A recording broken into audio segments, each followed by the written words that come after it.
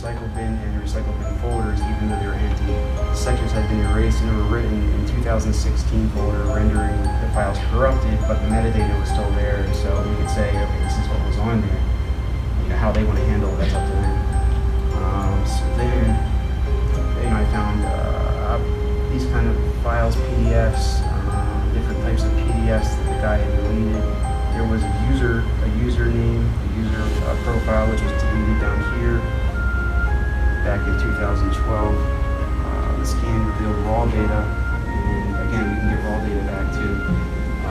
If somebody's delete data on a hard drive, just delete it, then it's still on there unless it's been a low-level format.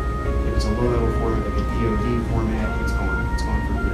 If the sectors have been overwritten, the metadata may still be there, but the data will be corrupted because some of the sectors will be overwritten. So a lot of times you're going to deal with corrupted data all the time, but you still may be able to get metadata, and that metadata